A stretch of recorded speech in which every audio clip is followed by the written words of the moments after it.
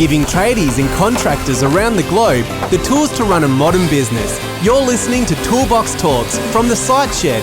Now here's your host, Matt Jones. Hello and welcome to Toolbox Talks on the Site Shed. And in today's interview, you're going to be hearing from, well, me. In a strange twist of events, Clinton from TradiePad, when I interviewed him, said that he would like to see me on the show. So, sorry to say, but that's what you're going to get. Stay tuned. So, g'day everybody. We're interviewing Matt Jones from Tradie Web Guys today. So, welcome, Matt. Thank you, Clinton, for having me on my show. This is really weird. And I'm obviously a guest host here, and I don't really know what I'm doing, but that's all right. You might want to give a bit of background as to why, how this interview happened. So, I'll let you do that. Well, when I actually interviewed Clinton in a previous episode, and in the final question, when I asked Clinton who he'd like to see interviewed, he threw a curveball at me and said, I'd like to see Matt Jones. Now, the funny part of that is there's actually two Matt Joneses, and I am going to be speaking to him, but when I asked Clinton which one he meant, he did actually say both. So, of course, for that to happen, I needed somebody to interview me, and because he threw the curveball at me, I thought I'd throw one back at him and say, well, righto, now you can host it. So, here we are. Over to you, host. Yeah, no, that was very confusing. So, let's just get straight into it. What did you want to be when you were a kid, Matt? Well, believe it or not, and my best mate is a testament to this. He says it's true to this day that when you're in primary school and you write down what you want to be when you're big, for some obscure reason, I wrote down I want to be a plumber. And I don't know why that is. I think I had a friend, I still do have a friend. His father was a plumber back in the day, and we used to occasionally go out on the job with him, and we used to have a great time just driving around the truck and stuff. And I just thought, well, this looks like it could be fun. So be careful what you wish for is the message there. In the back of the plumber's van with the electric eel. Yeah, exactly. Yeah. I'm not sure if that's what happened. So tell us about your transition into becoming a plumber. I suppose when like a lot of kids coming towards the in year 11 and 12 at school, when you're forced to make a decision about what you want to do for the rest of your life, not being an academic kid, I thought, well, I can either go to uni and really struggle, like I'm doing at school, or I can apply myself to a trade. So I was working at a garage station with, just when I was in school, just pumping petrol on the North Shore, and just for a little bit of pocket change. And the mechanic there, his brother was a plumber, and I just said to the mechanic one day, wouldn't mind doing a plumbing apprenticeship. And he goes, really? And I'm like, yeah. And he goes, okay. And the next minute, he's on the phone in the workshop speaking to the boss of the company, saying, I got a young fellow here who's pretty keen to give an apprenticeship a go. He's a bit of a go-getter. He's always done what I told him to do. And and I was like, what age were you then? I was almost 18. Right. I just finished year 12. Yeah, that's right. So, and then he said, well, yeah, okay, come in for an interview. Before I knew it, I sort of went home to mum and I was like, got an interview with a plumbing company today. She's like, what? So that was it. Pretty much 2 weeks later, I started with them, and never really looked back. Nice. And there's a bit of a change in careers now, though. Yeah, absolutely. So I suppose working, is that the next question? Well, the next question is what's unique about your company. So, okay. we got to know what the company is now. Yeah, well, the transition there, I suppose, into the company I have today came as a result of working in the trade, and I went overseas and travelled for a few years, and I applied my trade overseas, which was fantastic. So I suppose one of the messages that you'll hear quite often on the Site Shed is, you don't always end up where you started, and I mean, you're a testament to this as well, Clinton, but, having a trade can open a lot of doors to a lot of different areas. And to cut a long story short, I suppose I was working in the trade, and at that point I'd taken quite a large interest in business, and I thought, I really want to find a way that I can give back to my industry and I can help people a lot more. I just wasn't getting the satisfaction that I wanted out of doing plumbing as such. So I was working in sales and marketing at the time within the plumbing industry, and I had a lot of clients that were struggling with their online presence. and we helped a couple of them out. And I just saw a big need there for that service customized towards the trades. And so one thing led to another, and I started a company called Plumbing Web Guys, which very soon merged into Tradie Web Guys. And yeah, we basically now do online solutions for tradespeople. So we do websites, we do content creation, email automation, podcasts. And now we have the siteshed.com, which is a podcast and online training platform for tradespeople. So, yeah. Beautiful. So that's, I guess that's the unique component about your company. You're focusing on trades? Yes. Yeah, we only work with trades. And look, it's not because the product we have, I mean, realistically, at the end of the day, a trade-based business, as you know, Clinton is a small business, so it's very small business relevant across the board. However, we choose to niche ourselves in that just because it does make us different, does make us unique, and we've got a really good product. It's really good. So we touched on it before, but what was the pivotal moment for you entering into Tradie Web Guys? The pivotal moment for me starting my own business was I just got tired of working for other people. As jobs go, I was working in a decent job, and I was not, I mean, like looking back, it was a decent role. I just got tired of, the way things were run and other people's way, other people's methods. And I just thought, you know what, this is just driving. It just got to the point where it was frustrating me so much. And the more and more business books I read, the more and more unemployable I became.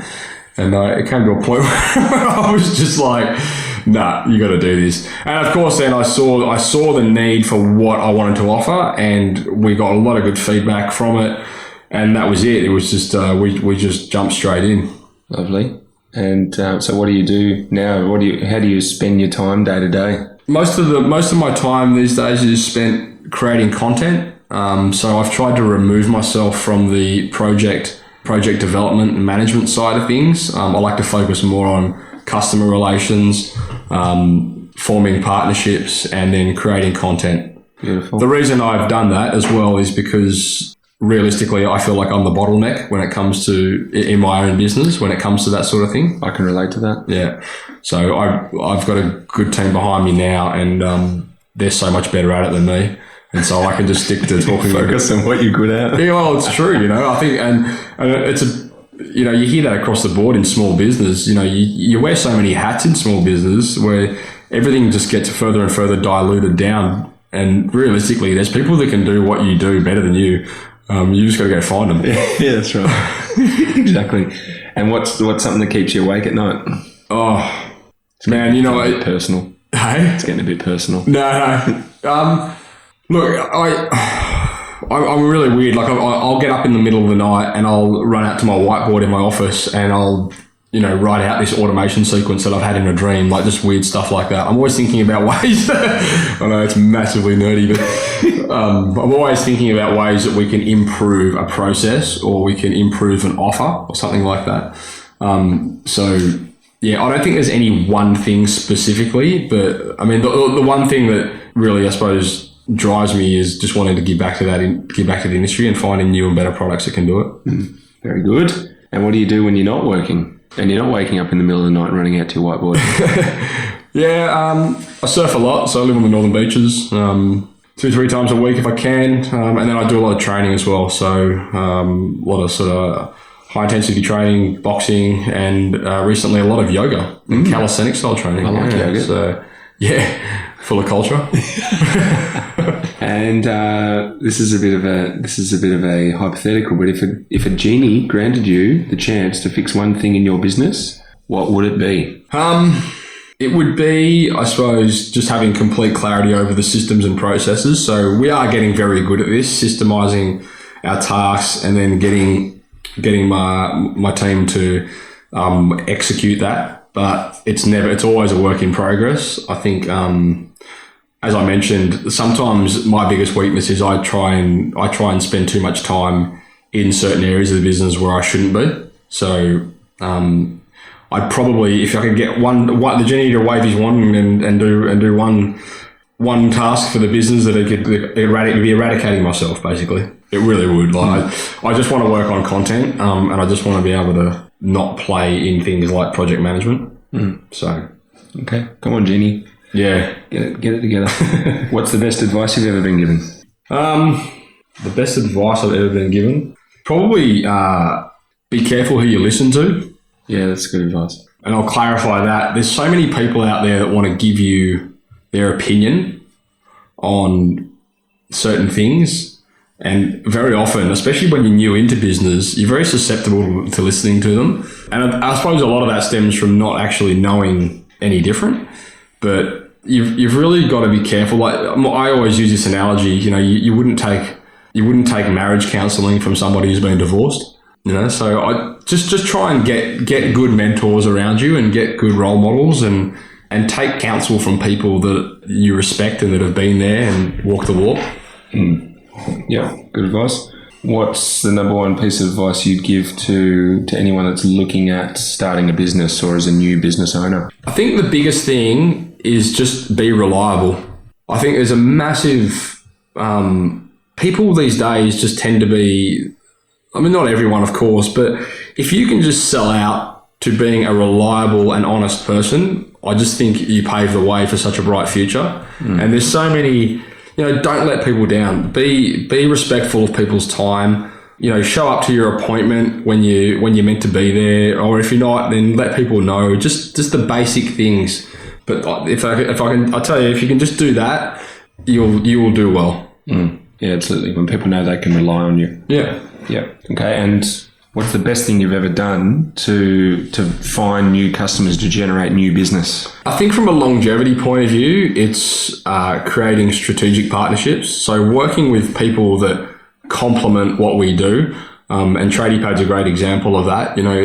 It's not like a high turnover, I suppose, business model, but it's such a great way to grow industry presence, and it's such a good way to build profile. And I think from a trade-related perspective as well, forming partnerships with companies that complement yours. So, if you're a plumber and you can form a partnership with an electrician, like, work together. You don't have to work against each other all the time. You can really form a strong like database leverage. Power group. Yeah, seriously, yeah. So, yeah, that'd be it. Nice. Don't know if this really applies, but how do you avoid competing on price? No, it definitely applies. Oh, yeah, of course. Yeah, very much. So obviously one of the foundation products of Tradie Web Guys is websites. And we are definitely not by any measure the cheapest solution on the market. And we're not the cheapest solution on the market for a number of reasons. Firstly, there's just so much that comes out within the box that other companies don't offer. And we don't even really get that objection anymore. I think because people that come to us are so well informed of the product that we deliver, we very rarely get, we very rarely have to tackle that obstacle of, well, so-and-so is doing a website for this much, why is yours this much? And if that is the case, then we have a good system of automation where we can say, hey, listen, this is what we do. Go away and watch this video series or whatever it is. It's education. Yeah. But I mean, like when leads come through partners, when leads come through you guys, for example, they know straight away what they're sort of getting before they come to us. So it's a bit of a no-brainer. Like, typically our client, the customers that come to us are people that have been down the path of getting the cheapest solution, and now they want a sustainable solution, and they want to be able to grow with it. And do you have any tips for being able to increase your conversions and winning more work? Yes, definitely. If you want to increase your conversions from a trade perspective, well, I'll use myself as an example. So with Tradie Web Guys, we have a very high conversion, as in converting, a proposal into an accepted job, just because we clearly outline what they're going to get, and we also are very good at managing expectations. So, we don't fluff around and we don't try and overpromise. We just say, well, this is what it's going to happen. This is how it works, blah, blah, blah. And typically we find people like that.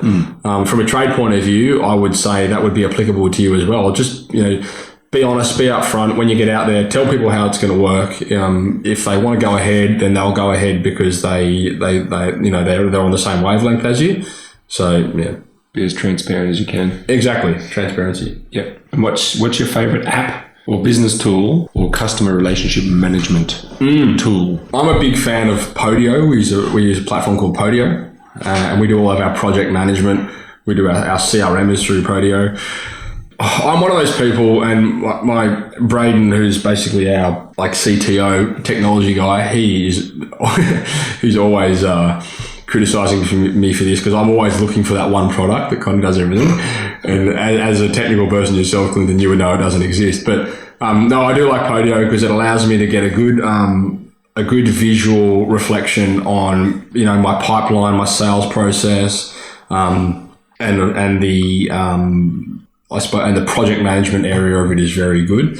We also use a product called Asana for project management, and Asana is very, very good tool. We use ActiveCampaign for our email automation. We're mad on Google Apps, so everything we do really stems from Google Apps. So look, there's a bunch of products that we use there. They all speak to each other, which is good. So they're all integrated. But yeah, look, I don't have any. Oh, and of course, zero accounting for the financial side of things. Mm-hmm. But look, that space now is such a fast growing, fast moving, and evolving area. You wouldn't. I don't know if I'd actually sell out specifically to any one of them. I think you've just got to be on the cusp of what's happening out there, and build your platform, evolving with it. Yeah. And do you have any suggestions on the best way to keep a project on track, keep a client in line? Yeah, well, to keep a project on track, as we've spoken about in the series we just did, I would say project management. Mm-hmm. So just having, at a basic level, having a good overview of what has to happen, when it has to happen, who has to do it. So whether you do that, through a cloud-based program or however you want to do it, I would just say have a good system behind making sure things get done, the things that need to get done, and they get done on time. Mm. What was the rest of that question? Keeping the project on track and keeping your clients in line. Oh yeah, keeping clients in line. Yeah, definitely. So managing expectations is a big thing, and we found since we've started doing that a lot, we don't have any problems with our clients because they know we sort of address the problem before it's come up. So in a scenario where a client might have an objection or they might have resistance towards something that's happening, we really try and address that before it happens. So we do that even sometimes at the proposal level. So be clear with what's included and what's not included. Yeah, just have clarity, and as you said before, transparency. Yeah. Okay, and any suggestions on referral strategies or referral techniques? Yeah, ask for them. That's a really one. Good point. It's just it's mind-boggling. Obviously, we are always trying to get customers to get testimonials. A testimonial is a very easy thing to get from a customer if you ask for it. Mm. You do have to be proactive. So, we've even got a blueprint now that we give to our customers, which is basically an email template that they can send to their client, which says, look, I've just put together this, we're building a new website. I'm after some testimonials. Would you mind putting your name to this testimonial, which you've written yourself? Yeah, and it sounds ridiculous. Make it simple. But yeah, no, really, because at the end of the day, if you receive an email on your computer and you open it up and it says, hey, listen, it's Matt from TradiePad guys, Clinton, I know you're busy. Would you mind putting your name in this testimonial? Matt from TradiePad guys, build our website. It's a fantastic product. We're really grateful. We're easy to work with, blah, blah, blah. Relevant to what we did to you, Mm-hmm. And I say, is that okay to put your name to it? Make changes if you feel if you want to. It's a lot easier for you to sit there and go, yeah, that's fine, go ahead, send, than if I went to you and said, Clinton, would you mind writing a testimonial for us? Yeah. And we just find that never gets done. Yeah. So that's a very good tip for the listeners. Yeah, you just got to ask for it. You got to be proactive. Yeah. We've even got a document as well, like on the completion of a project where we'll send the customer, it's a PDF document, and it's how to leave a review on Facebook and Google+. And it actually has hyperlinks where they can click on it. If they're logged into their Google profile, they're logged into their Facebook, they click on that PDF and it takes them straight to our review page. And they can just leave it right there. It's just to make it as easy as they can. Good one. Yeah. Simplicity. And what's the number one thing you can do to differentiate yourself? Well, I'd say niche yourself. So find a niche that you're good at and stick to it. I think so often you see people that have spread themselves thin across the board. Yeah. And I mean, we're attested to that at Tradie Web Guys. Like, we never want to compete against web designers. We're not interested. Like, the product that we have is so much more, has more of a holistic view, and it really considers the entire ecosystem. And I spoke about this, in a previous podcast with, Dave from Melbourne SEO. It's all about understanding how the ecosystem works and how your product fits into that scenario. Like even considering, our businesses together, how they work, how they complement each other, like that ecosystem that is, technology, cloud computing, websites, apps, it all sort of works together at the end of the day. So yeah, my advice there would be niche yourself. Mm-hmm. And what does the future hold for Matt Jones and for Tradie Web Guys? Yeah, look, I mean, Tradie Web Guys is going very strong. The future for Tradie Web Guys will just be to grow that brand and just get the name out there further. The Site Shed is a global business. That's a big focus for us at the moment, because we really just want to impact companies around the world, and we really want to help them get access to resource and information that can benefit their business. Yeah, look, that's something that I've always been passionate about, and now we have a really good tool to implement that. Beautiful. Get the word on the street. Yeah, that's it. And what's the reason that you get out of bed in the morning? Surfing? Yeah, no, well, ideally. I always at least try and check it.